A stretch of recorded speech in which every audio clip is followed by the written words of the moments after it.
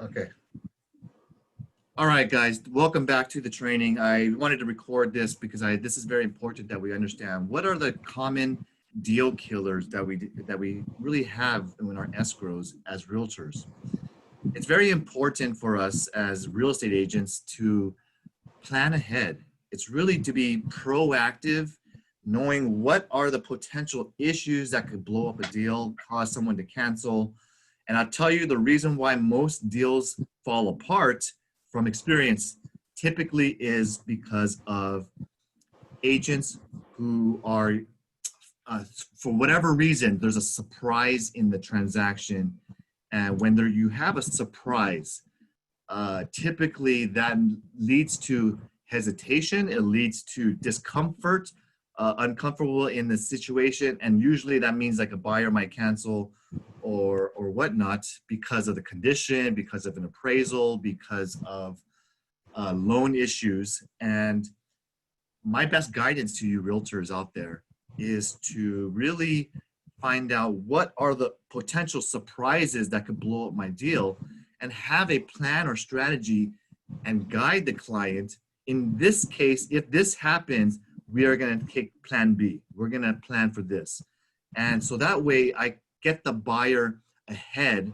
I'm proactive with the buyer in making sure that they're well aware of what potential surprises could be so that we already have a plan of attack, how to address it or how to overcome it or cancel if that's what the client wants. So I want this to be collaborative. If you have any questions or things, please just interrupt me. Let me know what you had experienced in your transactions. But one of the deals that causes a deal to fall apart is when there's an inaccurate or a low appraisal. Okay, and let me just share it. When I talk to the client, I go, "Hey, client, we're going to write an offer on this property. It's $500,000. It's the asking price. It's very competitive. I know you want this property. You and your wife love it, but it sounds like we're going to need to write an offer around $525,000 because I see the comps, I see the market activity, and I talked to the listing agent. They told me there's multiple offers. If you really love this home, this location, this neighborhood, my suggestion is to increase your offer, and you tell me what number you want." But the agent told me that the best offer was $520,000. I don't know. It's up to you. And so the buyer might say, "Yeah, we love it. We really like the location. $525. Let's write the offer." And I go ahead and follow the client's instruction. And then I say, "Well, buyer, here's one issue. If we write it at $525, here are some potential issues that might happen. One, the appraiser might not give the full value of the appraisal. It might appraise only at $500,000. It might appraise at $510,000, and there might be a difference. If this happens, buyer, we're going to need to take a course of action. Number one, if the bank appraises the property at $510,000, that means they're only going to give you your loan, and you told me you wanted to have a 20% down loan. They're going to give you 80% of $510,000. So therefore, you're going to need to have a strategy how to increase your down payment by another $15,000 to make up for the gap of the appraisal. Maybe it could be a gift letter, maybe you have extra savings or other income that you can use. But if that happens, then we need to increase our down payment to make sure that we get the loan for 80%. Okay, so that's one strategy. Secondly, I would tell the buyer, or what I can try to do, but I can't guarantee you, I can try to make a request to reduce the sales price to the appraisal value. Because there's multiple offers, the seller may not agree to that. They might say, "You know what, I have another buyer at $520. I don't want to reduce it to $510, so I don't agree." But there's a chance, there's a 10%, 20% chance, or whatever chance that I can convince them to come down on that appraisal value. The third way is, it's going to cost extra money, but the buyer can try to ask the lender to get a second opinion and use another appraiser, okay, and order another appraiser. Or number four, I could challenge the appraiser by submitting different comps that they did not use, or I could omit certain comps, justifying that the comps that they used are not truly a comparable. It's outside the area, a different school district. It's a different complex with less inferior, like luxury versus a mid-grade condo complex, blah, blah, blah, blah, blah. Or I can give certain reasons why this home is better for the lot size, for the views, it has a pool, blah, blah, blah, blah, blah. I can justify other reasons why the appraiser may have missed a reason. Appraisers don't like agents telling them how to do their job, but in certain instances, they are welcoming input if they're not familiar with the area or they're outside the area, okay? So that's my four strategies, how to address the appraisal issue. But I do let the buyer know up front, right when we're writing a above asking offer or we're writing a very competitive offer just because we want to get it, how to overcome this, because I don't want the surprise happening, 20 days later, and then all of a sudden, the buyer is not prepared to find that extra $10,000, $15,000 gift letter that they're looking from their family. If I give them advance notice, they have enough time to have a plan B. Make sense? Perfect. One of the next issues or surprises that makes deals fall apart when you have property boundary disputes or issues, not sure where the lot lines are. So typically sometime you might look at a property and you might see that there is fencing around the perimeter of the property, and that fencing, you cannot always rely on where the fence is to guarantee where your lot line is. A lot of these homes are built in 1920s, 30s, 40s, and they did not do a lot of surveys back then. So there could be an issue where fences of a neighboring property is not accurate. The only way to get an accurate result is the buyer could purchase a survey, and that will help them guide them whether or not the fence is built right on the lot line or encroaching on another. At least you have the knowledge. So that's one solution, is to order a survey to help you understand where there's a lot line. But the common dispute that I always see is when there's a shared driveway and both neighbors are using the same driveway to go into each of their individual garages or back rear garage detached structure. And those shared driveways could be not built exactly to the lot line as well. And there's an issue regarding who maintains the driveway. Both neighbors maintain it. There could be an issue where, back in 20 years ago, you had two friendly neighbors agree that one neighbor could use, for example, they could use part of their other lot and agree to use the property and the driveway, even though they understand it's encroaching on their property. But sometimes friendly neighbors allow it, with or without a recorded easement. When that happens, that causes a mess for future resale value, because two friendly neighbors might not stay there forever, and all of a sudden you have a new buyer, and this buyer has to allow this easement because it's been recorded in title for many years, or it's been recorded, and then you get a dispute when they try to resell or find another buyer who has to accept the easement for the driveway that was passed on many 20 years ago. Okay. So one of the easiest ways you do is just take a look at the preliminary title, you look at the plat map, you look at the boundaries and whether or not it makes sense. You can have someone go with a tape measure and go 50 feet wide and another 60, 70 feet deep.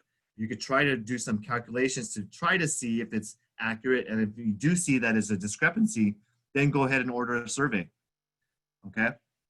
They don't cost too much, but they are expensive. You're going to spend a good few thousand, like $2,000 to $4,000 on a survey for a regular house.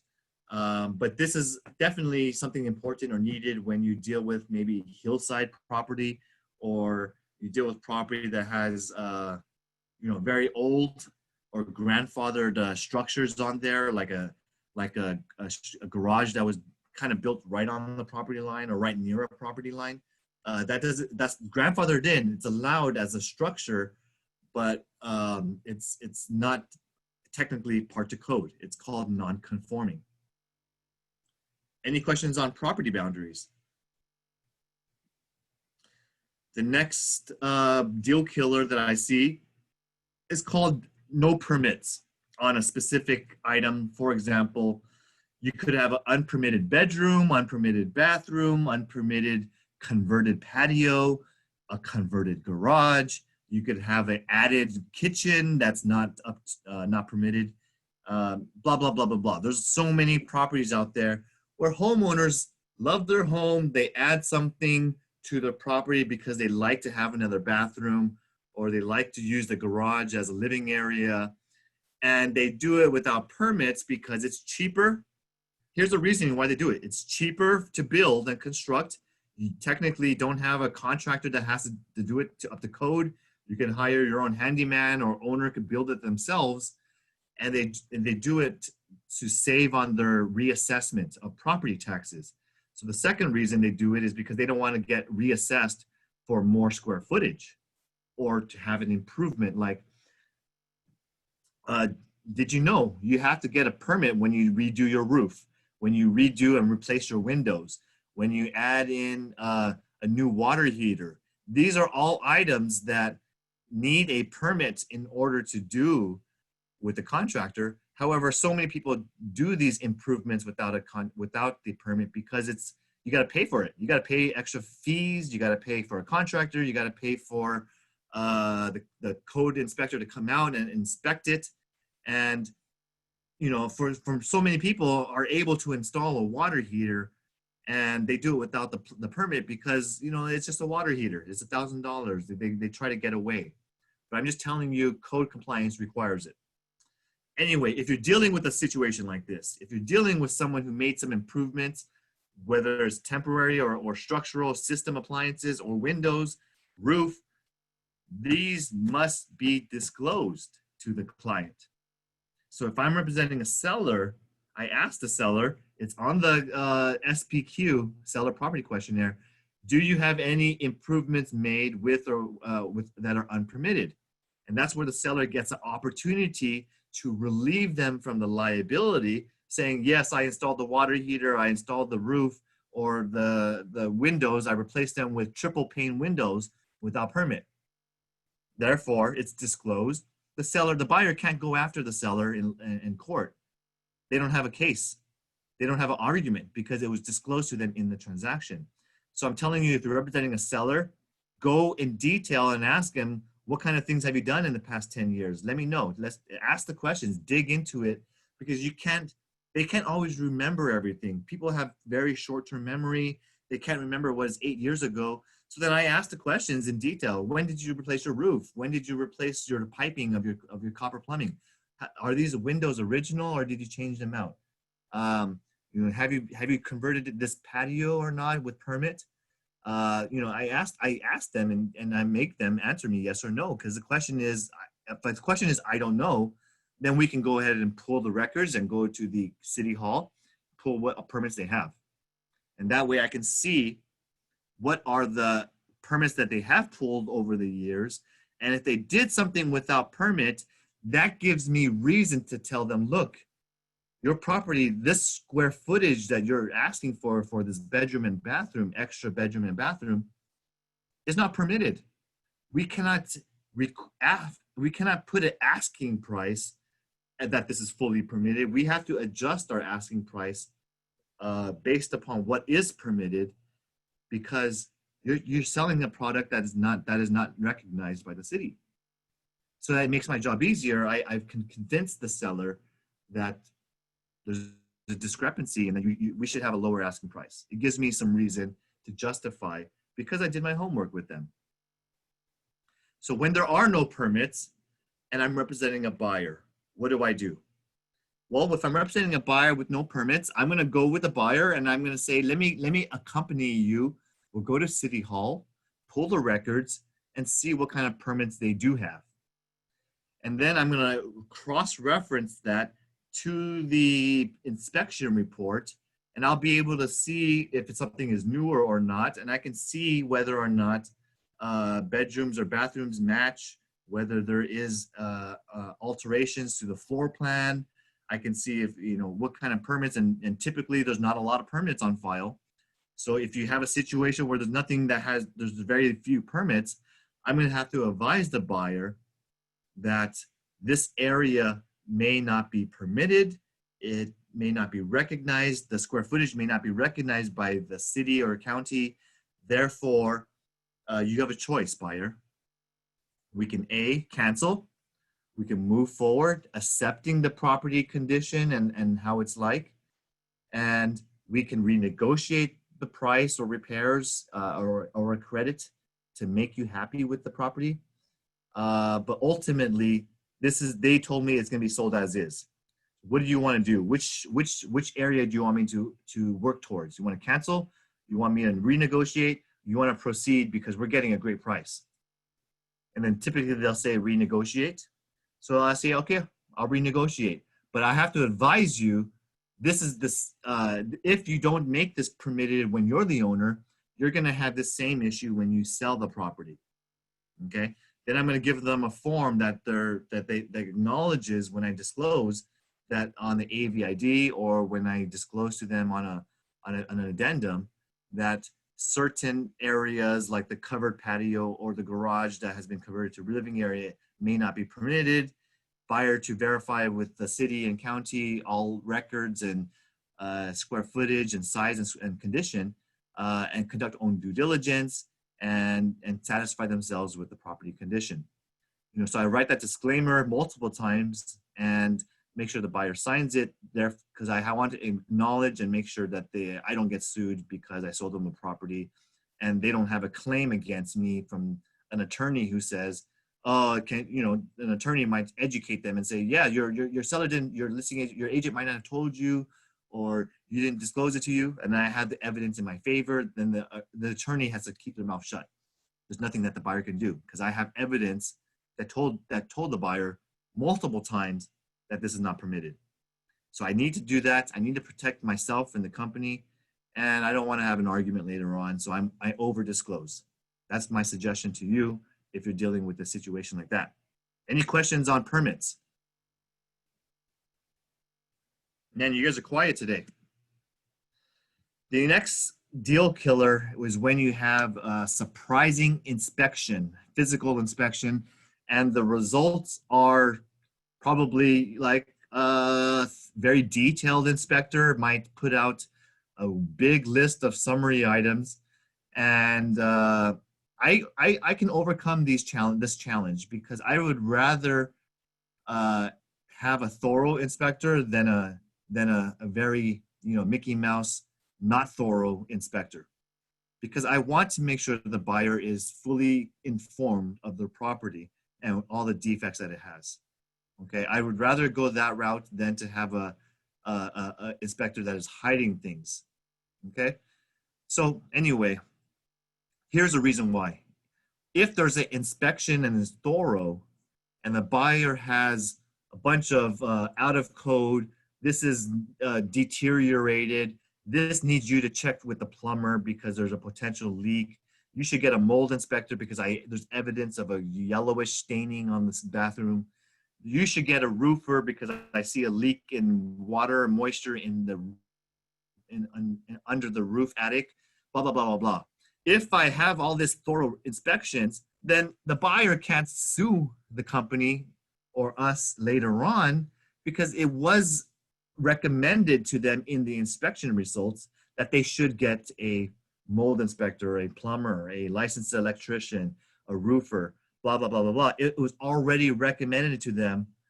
And then I would supplement the buyer that I recommend you to get a roofer, a licensed contractor, a plumber, electrician in the form called Buyer Inspection Elections, BIE. This CAR form would say, well, because of your inspection, I recommend you to take those steps. It is up to you whether you want to hire another professional to help you with your understanding of the property. And if you choose not to, just mark a no and sign below. That form will save me from all liability in the future. Use BIE when there's a recommendation and the buyer chooses not to.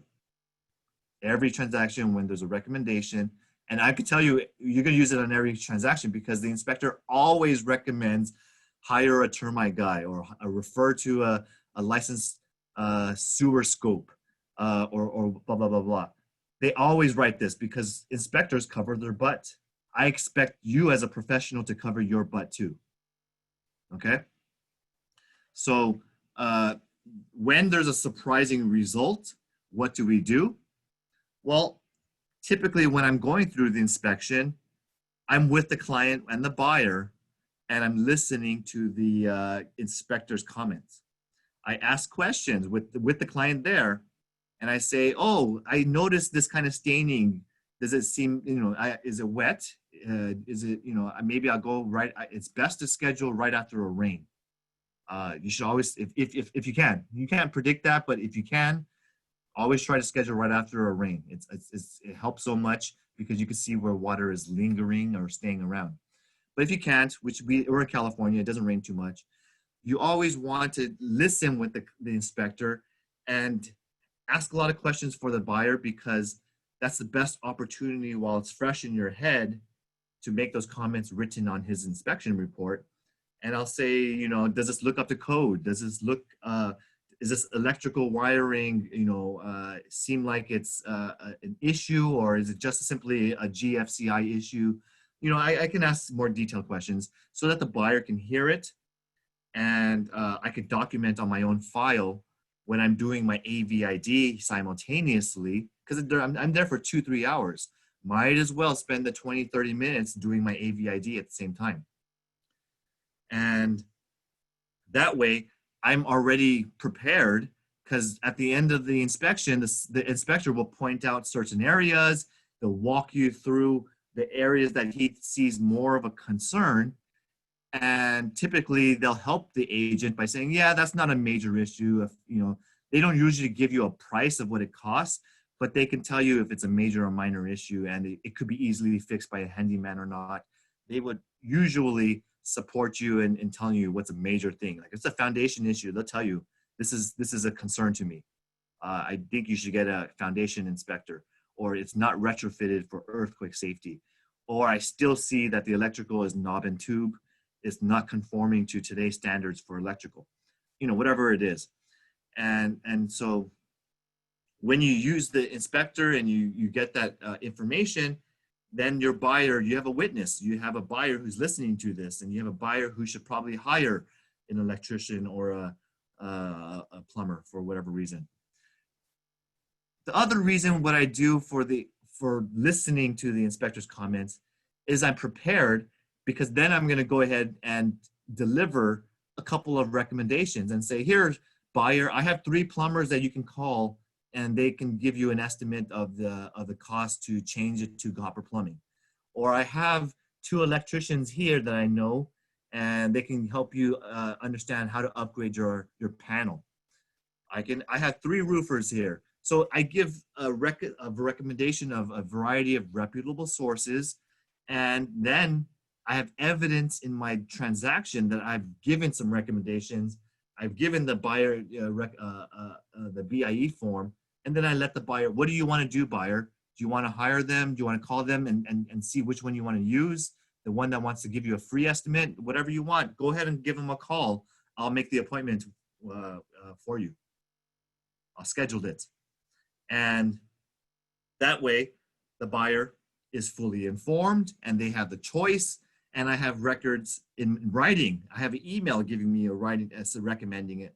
I'm pretty much giving myself bulletproof transaction for no liability. And there's no such thing as no liability, because every transaction we do always has liability, but I'm giving myself a full arsenal of defense in the event that there is a sewer line that blows up and it causes a disaster in the home and the water backflows. Or there's a big leak because of a heavy rainstorm, and then I have a recommendation that I told you to get a roofer or a inspector to come take a look. Now look what happened. But luckily, I have, not only did you not do the roof inspection, but I did cover your butt, and we ordered a home warranty with a roof coverage. So you might get some help towards it with the roof with home warranty. So I have solutions simultaneously when I help the transaction by getting the home warranty and the optional coverages that make sure, if it's an old air conditioning system, I get the AC covered. If it's an old roof, I get the roof covered. Simple as that, right? Any questions on surprising inspection, how to address these issues? This is usually the most common deal killer, is when a buyer sees a 50 list, 100-page report, and they go, wow, there's so many things wrong with it. But a lot of these are just like, minor correction, or not up to safety, or not up to current code. Sometimes there's simple fixes. And then I outline what is the serious ones and what could be done with a handyman.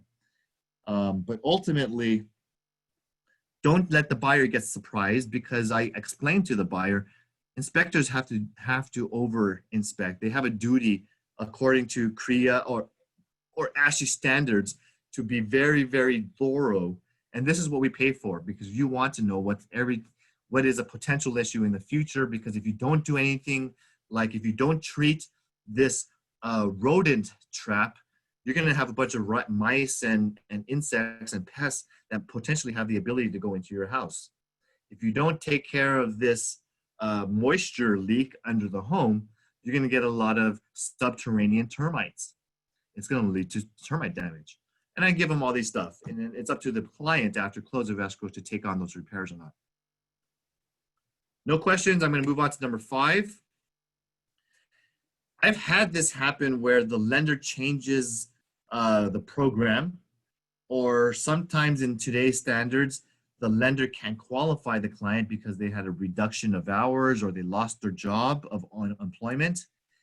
And sometimes their program changes because recently, for example, subprime loans, they were stopped a couple of months ago due to the shutdown, and people weren't able to do their stated income or their different types of foreigner loans or different types of low documentation loans.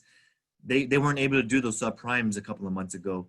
And this is a scenario where if you can't get the loan, you can't purchase, right? It's very, the money is needed. You need to have and find a solution. And so we can't always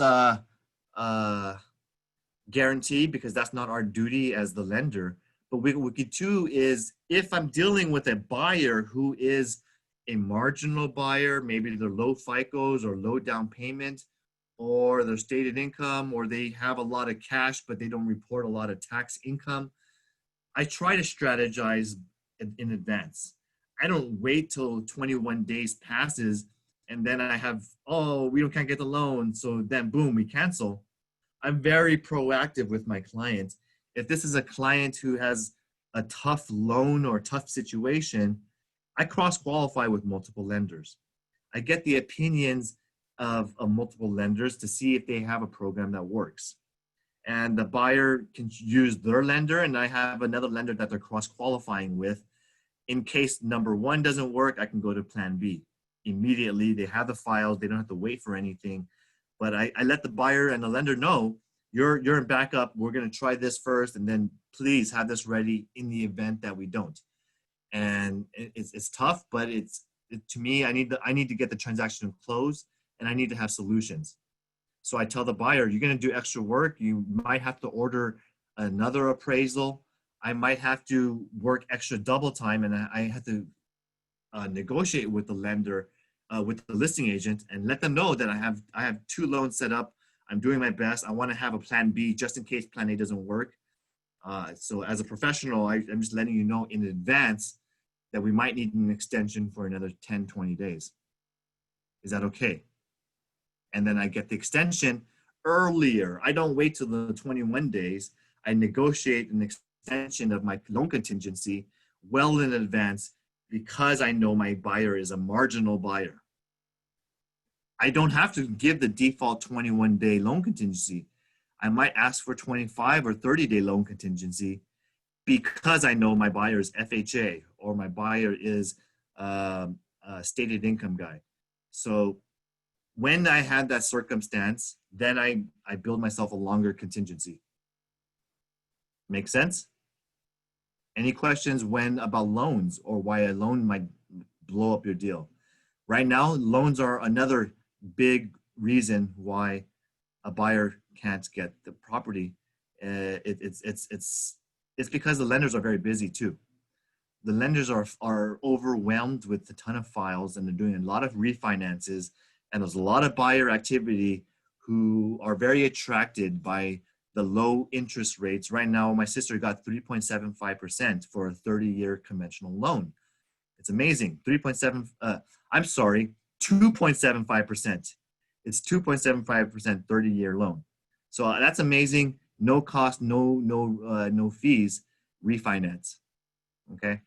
So I'm happy for her. I helped her get that. And the number 6 item that's a deal killer is failures to disclose. And that could be either from the seller or from the agents, because as professionals, we have a duty to disclose all known significant defects or things and items that are considered to be material facts. So if I learn something, I need to share it to my client. Even if it's not to their advantage, I still have to share it. And this is probably the number one reason why an agent will get sued. So if you fail to disclose and there is evidence and proof that you had knowledge of something, you have a very weak case, and they're going to go after you to the maximum extent. Because if you're at that stage where they're complaining about your failure to disclose, the client is being represented by an attorney. I've dealt with issues where a client says the agent didn't tell me this or that. The attorney educates them what their argument should be, and they educate them that this is he said, she said. There's no this agent should have known, and you're going to be at the mercy of the court. I don't want you to be at the mercy of a court or someone to decide. I want you to be bulletproof in your transactions. So I want you to know everything or find and ask questions to things, so that way you can't get faulted for not disclosing. So let's talk about what are the common failure to discloses, and then we'll cover some strategies. Typically, there's so many reasons why, but I'll just give you a simple item. Like, a seller is selling a property. I'm the listing agent. And when I'm the listing agent, the seller might tell me, here's some common recent examples. Oh, do I have to disclose that the tenant was growing marijuana on my property? Do I have to disclose that I have this area built? I didn't do it with a permit. I used my friend who's a contractor, but he did it for a favor inexpensively. Or I used a Mickey Mouse handyman, and we did this conversion without permit. Oh, do I have to disclose that I added this bathroom without permit? Yes, of course. Here's some other failure to disclose. You know what? I have a complaint from my neighbor, and they told me that the reason why I'm selling is because my neighbor wants to go after me because my tree is causing damage to their fence or their lot line, or my tree is damaging something on their property. Whatever it is. Do I have to disclose if my there's a noisy neighbor, or they're always blocking my driveway, or they're always having dogs that are annoying, blah blah blah. Anyway, once the seller has told me information, I now have knowledge. Yes, I now have to disclose these items to the buyers. Okay. So there's a give and take. I have to balance between asking appropriate questions and telling the seller, don't let me be aware of certain things if you don't want me to know. Okay. So I have to balance that juggling act. And I'm going to ask details about the property. I'm going to ask details about this and this. And as long as I have no knowledge, I should not be responsible for stuff that I don't know. But I need to be doing and diligent in asking certain questions, like, is there a death on the property in the last 3 years? Is there any law litigation or claims against you or complaints? Do you have any violations? Yeah, you know. So I have to do the bare minimum. I have to ask true questions that already are going to be asked in the TDS and SBQ. So those are common, basic, essential questions that I need to go over, and etc. questions. I leave it to you to use your best judgment. Any questions on disclosure? Now, if I'm representing a buyer, here are some common issues of where an agent gets complained upon. And a buyer's agent could have a failure to disclose as well. Even, you know, the buyer agent, they don't live on the property. They don't know about the history or who performed what work. But if the listing agent shared something with you and you did not share it with your client, that is a failure to disclose. Here's a common example. Maybe the listing agent shared with you a previous inspection report or a previous termite report, and you look at it and it's very scary because there's a lot of stuff, and you choose not to share that with your client. That's a no-no. Because it was already shared to you, you must share that additional report to your client. No questions, no buts, no ifs. If you got shared something, share it with your client. You are a intermediary and you have a duty to give all reports to your clients, or letters or notices or violations. Okay? But Kelvin, but the buyer might get scared if they see the report says there's a structural foundation issue. I'm going to tell you, absolutely share this report. I don't want you to get sued for a foundation issue that you had knowledge of and you withheld that information from your client. I don't want to go to court for your client when they have an attorney suing us that we have no knowledge, because the witness testimony of the listing agent, when they cross complaint, they will have the listing agent say, no, I shared that report. I told them there was there's a lot of items on here, and it was disclosed. It was shared to the agent, and they're going to have an email record, and your buyer's agent is going to lose this case when they choose not to disclose that report. But Kelvin, what happens if I'm not sure of something, like I really don't know there's a tenant that was growing marijuana?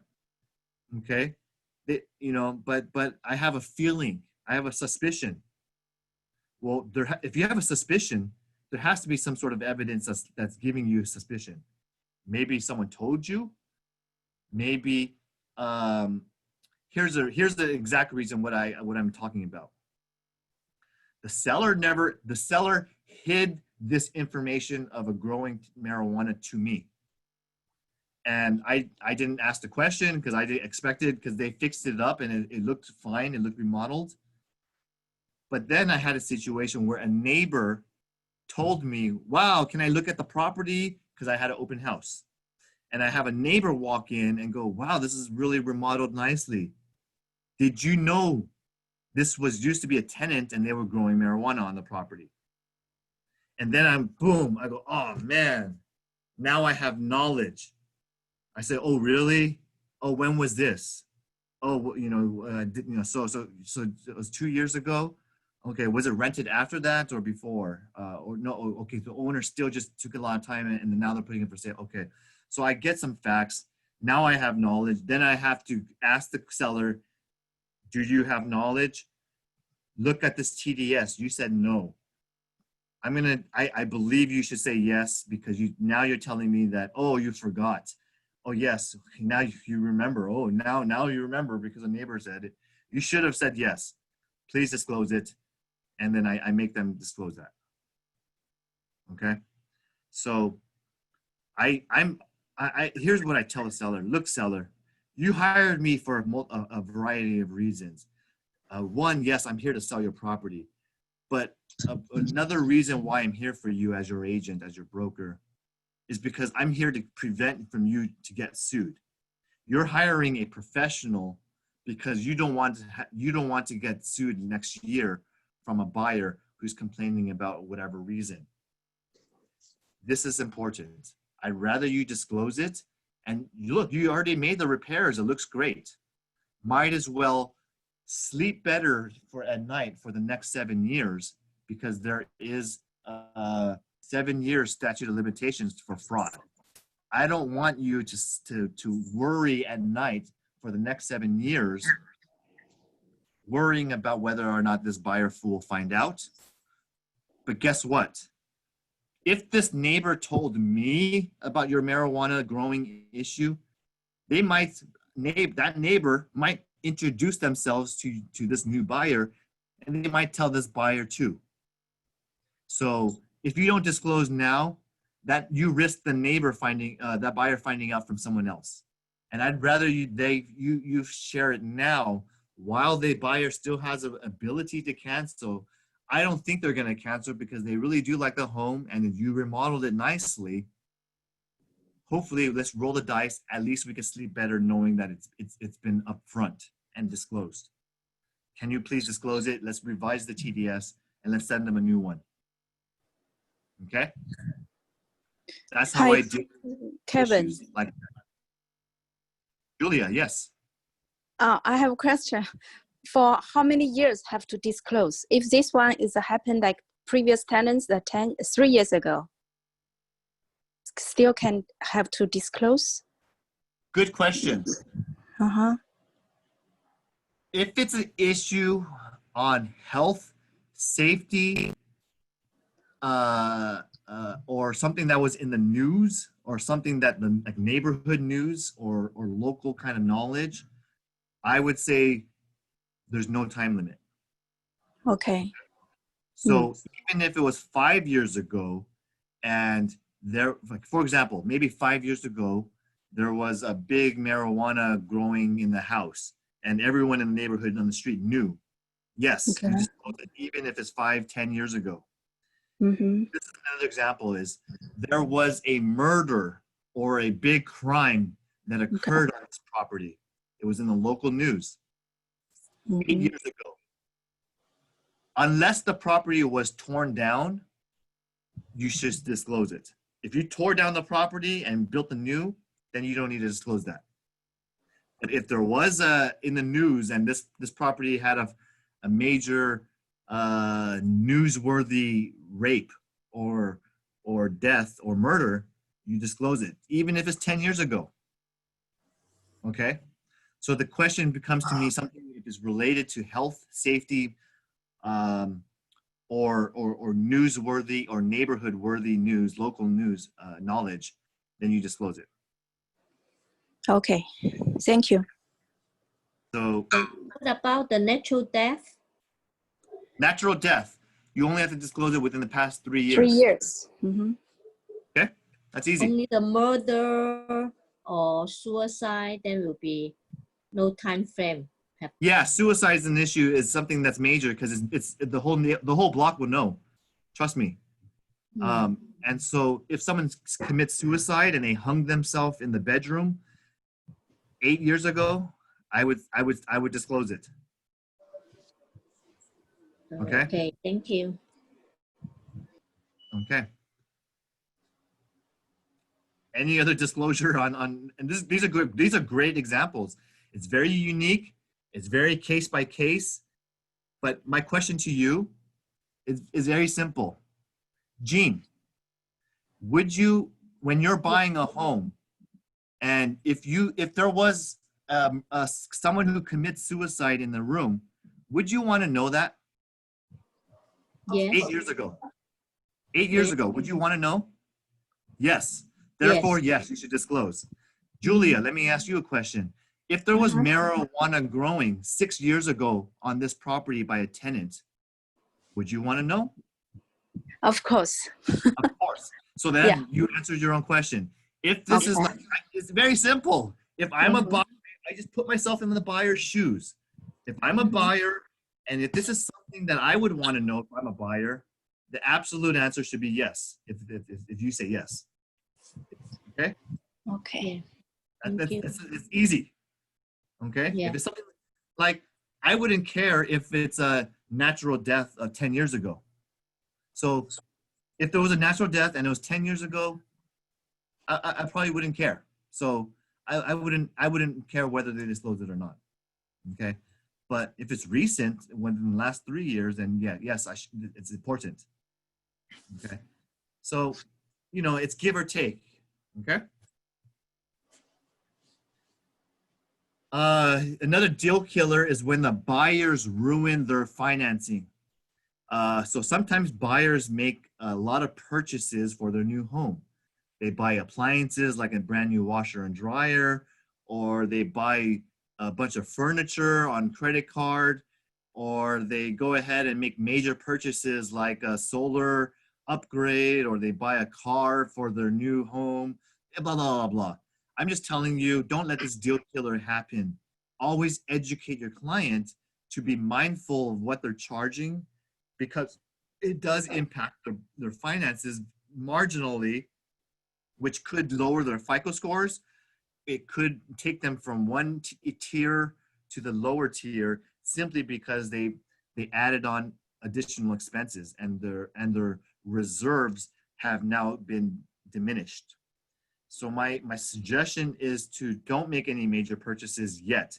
Wait till the loan docs to be ready, then you make your purchases. Okay, so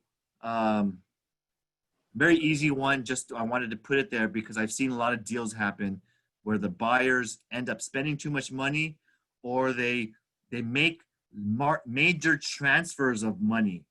Okay, so it's not just buying. Maybe they just transfer from one account to another account, or they borrow 20,000 from a neighbor or a family member and they paid them back. But don't do these major transfers during your critical escrow period. Structure and wait for the loan docs. Okay? Very simple. Here is a video. I'm not sure if you can hear the audio, so let's see.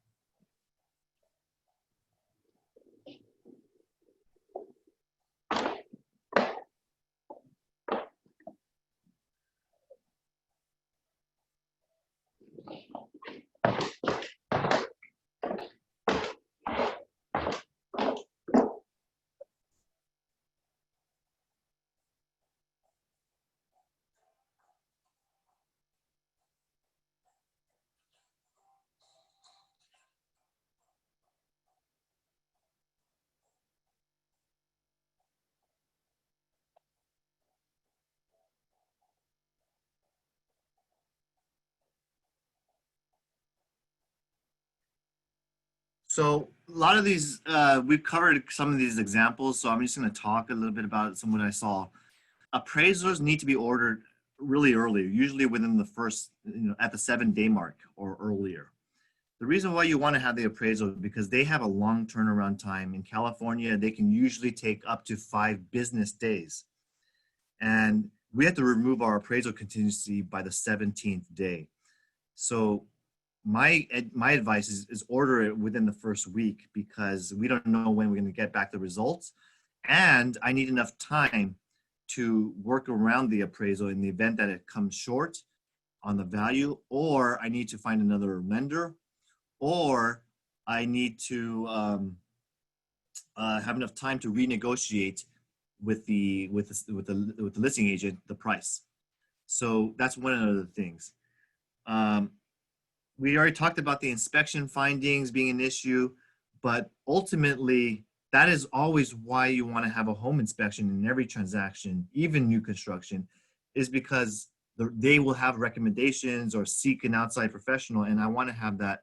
I want to have that in writing documentation that the buyer has been advised that something was not looking correct or not looking up to code. So any questions that you guys have while we're looking at some of these slides, or did it remind you of any issues that you have and how to overcome certain challenges in a deal? Okay, this thing is pretty much over. Appreciate you being patient with me. I think I have one more slide and then we're going to end. So let's get back into the slide.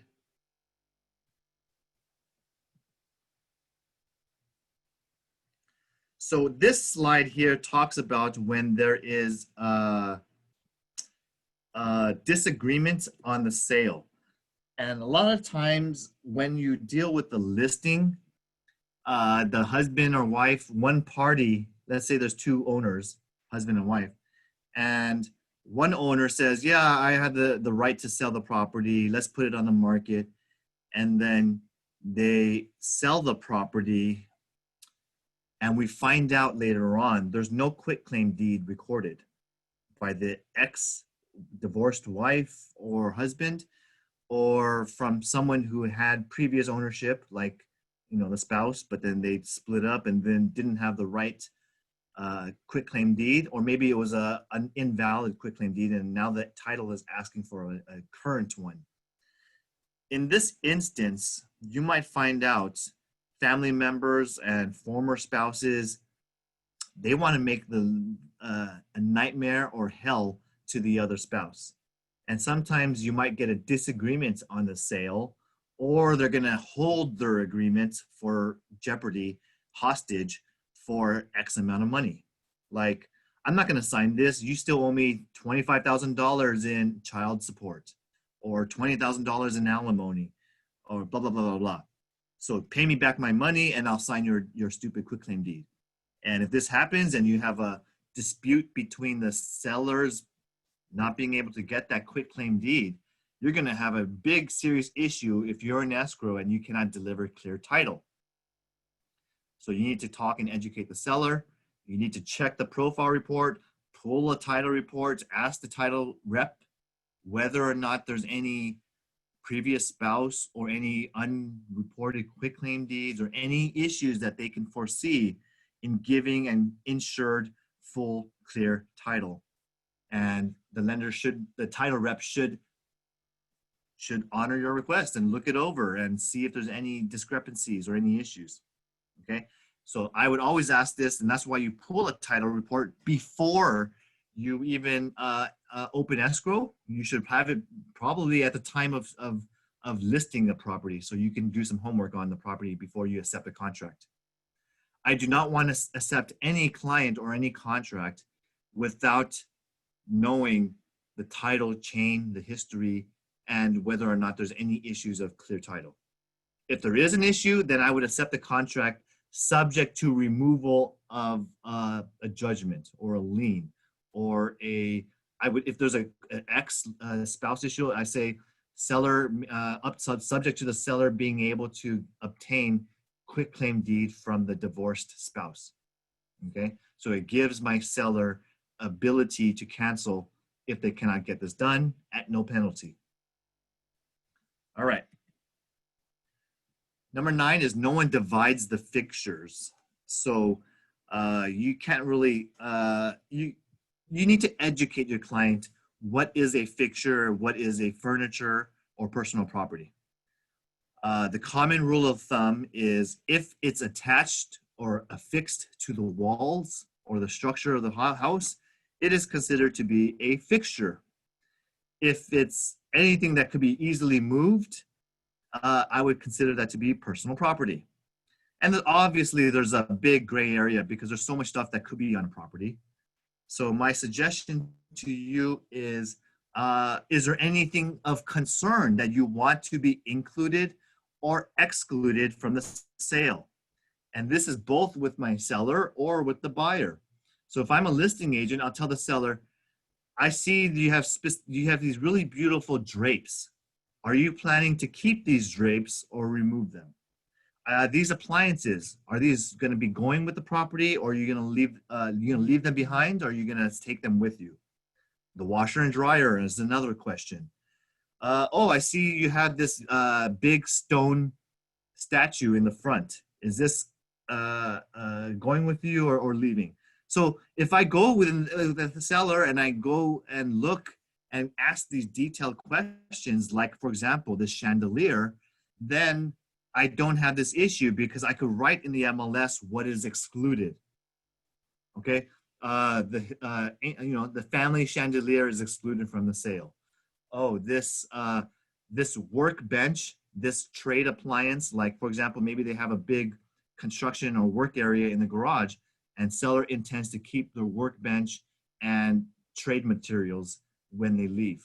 Okay, you can take whatever you want on the property. It's a seller's, as long as you disclose it in not only in the MLS, but also on the contract. It needs to be both. It's better to be upfront. Now, when I represent a buyer, I ask the buyer, is there anything on this property that you want to make sure that stays with the property? All the light fixtures should be staying. All of these blinds, these window blinds and the plantation shutters, they should be staying. But let's when we're walking the property, this is probably our second time here, ask me if there's anything that you want to make sure that is included. Okay, because personal furniture is not.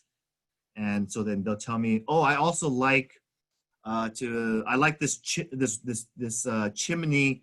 They have what's called the grill and the fireplace equipment. Can that stay? And I say, well, that's technically personal property because it's not a fixed, but I could write on here to include it, and we'll try. That's one. Oh, I want to ask for this chandelier. Okay, write it in. I want to ask for their washer and dryer because it's stackable and it fits perfectly on this wall. Okay, write it in. Oh, I love this TV that's already on a bracket that's already in the master bedroom. Can you ask for the TV? Sure, let me write it in. I'll ask for it in the items included. So just do one extra step when you're showing the house and ask to clarify if there's anything that you want to make sure. So that way you are not going to have a fight over this in the middle of escrow. Okay? It's very easy, very simple. Sometimes I had a seller who asked me that I want to take my water softener system. That could be removed technically. It's affixed to the property, so normally I would say it's included unless it is specifically excluded, which I did. We talked about failure to disclose. This is repetitive, but I just tell you and remind you, this is the #1 reason why agents get sued. So ask me, text me, let me know if there's something that you're not sure about, but honestly, just follow the rule of thumb. If you were a buyer, would you want to know this? And if the answer is yes, yes, you disclose. So that's it for today's deal killers. We spent a good hour and 15 minutes going over any of these common issues that causes a transaction to fall apart. I hope we're all much stronger as agents and professionals in going through our transactions. Any questions that I didn't cover? Any issues that you want me to respond before we conclude today? Okay, So nothing? far, so good. Thank you, Kelvin. All right. I appreciate you all being here and improving your skills. Just want to remind you, we're doing it again next week at same time. And I'm going to have the sales meeting tomorrow, 10 a.m. So hope you can join us. The meeting, JL already sent out the meeting links again as a reminder. Hope to see you there. And if you want any topics for me to cover in the future trainings, let me know. And I will put together trainings based upon what you want, because you are here. It's for you. Sure. Thank you all for being Sure. here. Appreciate it. Thank you. Thank All right. you. Bye-bye. Yeah, bye.